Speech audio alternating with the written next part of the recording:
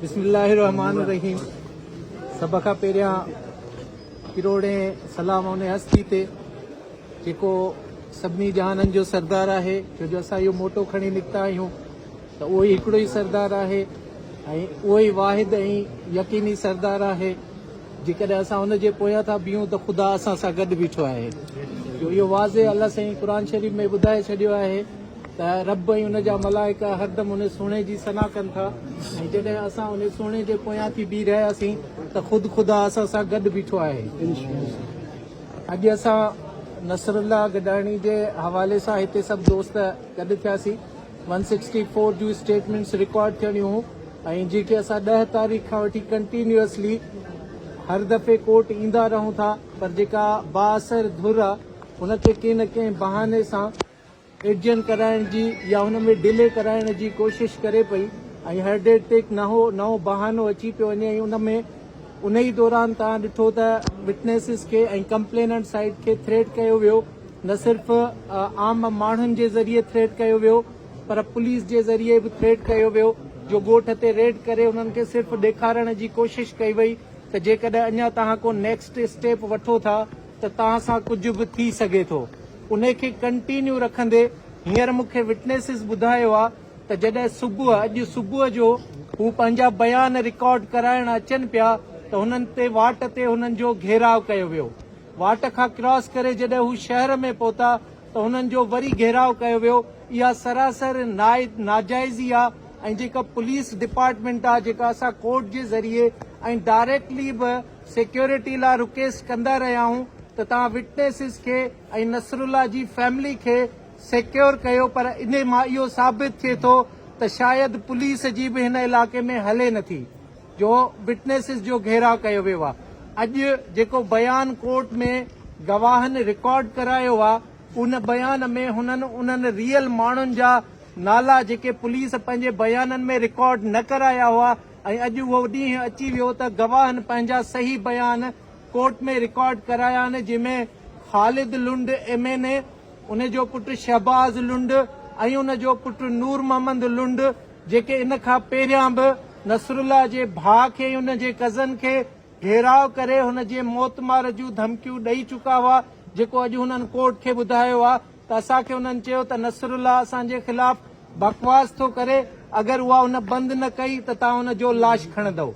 इन खां पोइ हू डिनल फैमिली नसरुल्लाह खे कोशिश कई त हू ॿाहिरि न वञे, हू इन्हनि जे कुदनि कमनि खे वाखो न करे, पर बहादुर माण्हू हुयो, अल्लाह जो माण्हू हुयो, जेको माण्हुनि जूं नाजाइज़ियूं जेके आहिनि उहे मुआशिरे ऐं वॾनि ऐवाननि ताईं पहुचाइण जी कोशिश में रहियो ऐं हिकिड़े ॾींहुं पंहिंजी जान विञाए वेठो तव्हां सभिनी लाइ। उहे सभु नाला अॼु कोर्ट में गवाहनि पंहिंजे स्टेटमेंट में रिकॉर्ड कराया आहिनि। हाणे सभ खां वॾी ज़िम्मेदारी जेका आहे उहा सभ खां पहिरीं ज़िम्मेदारी पीपल्स पार्टी जी आहे त पीपल्स पार्टी जी क़ियादत जेका हुआ उहा सहाफ़ियुनि सां यकजहती ॾेखारींदे उहा हुन में संजीदगीअ जो इज़हार करे त MNA जेको आहे उहो पीपल्स पार्टी सां तालुक़ रखे थो।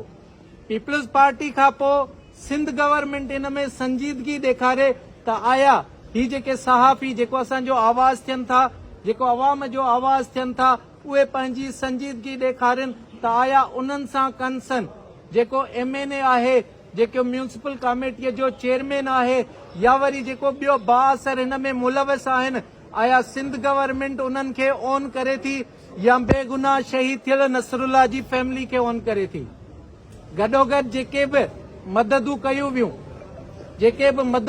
वियूं उहे अॼु साबित कंदियूं त सिंध गवर्नमेंट जा मिनिस्टर जेके हली आया हाणे उहा साबित कंदी त उहे जेके मददूं उहे चुप कराइण लाइ हुयूं या वरी केस में साथ ॾियण लाइ हुयूं। ही वक़्तु अची वियो आहे त सभु को पंहिंजी संजीदगीअ जो इज़हार करे। गॾोगॾु IG साहब जिनजी हीअ ज़िम्मेदारी आहे, अॼु खां ख़बर पवंदी त पुलिस केतिरी सीरियस आहे, पुलिस केतिरी नसरुल्लाह जी फैमिली सां गॾु बीठी आहे, उहा अॼु खां पोइ ख़बर पवंदी। जो उहे नाला साम्हूं स्क्रीन ते अची विया आहिनि, विटनेसिस पाण कोर्ट खे ॿुधाया आहिनि। हाणे तव्हांजो कमु आहे त आया उहे जेके माण्हू आहिनि, जेके रियल कल्पर्ट्स आहिनि, जिन जे चवण ते हुनखे शहीद करायो वियो आहे, आया उन्हनि खे तव्हां आज़ाद रस्तो था ॾियो त ॿाहिरि निकिरी वञनि या उनखे हथकड़ियुनि में खणी अची हिन कोर्ट में पेश था कयो ऐं अवाम खे ॿुधायो था त असां तव्हां सां गॾु आहियूं। त इहा ज़िम्मेदारियूं अॼु खां ख़बर पवंदी ऐं असां रिक्वेस्ट था कयूं सभिनी सां, इवन क़यादत सां कंप्लेनेंट उन जे भाइरनि नसरुल्ला जे बिहाफ ते असां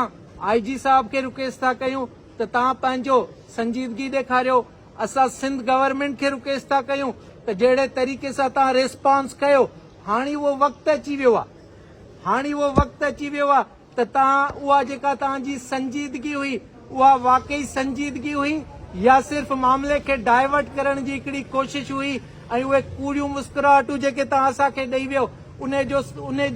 वक़्तु अची वियो आहे त तव्हां पाण साबित कयो त तव्हां केतिरा सीरियस आहियो। उन सां गॾु उहा पार्टी जेका हितां मेजोरिटी सां खटींदी आहे हिन सूबे मां, हर दफ़े हिन सूबे में उहा गवर्नमेंट में हूंदी आहे ऐं उन्हनि जी बि ज़िम्मेदारी आहे त आया ही उन ज़ालिमनि खे ऑन था कनि या ग़रीब अवाम जो जेको आवाज़ हो उन खे ऑन था कनि। त असां हिननि सभिनी खे फ़िलहाल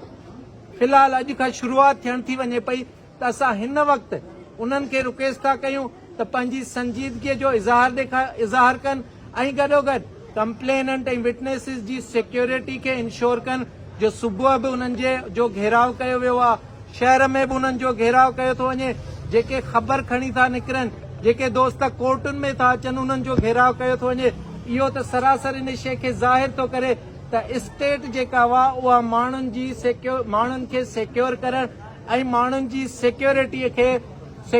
खे इंश्योर करण में फेल थी वई आहे। त हाणे तव्हां पंहिंजी संजीदगी ॾेखारियो। इंशाअल्लाह ताला असां तव्हां मां उमेद रखूं था त तव्हां को पॉज़िटिव कदम असांखे नेक्स्ट डेट ताईं ज़रूरु ॾींदव।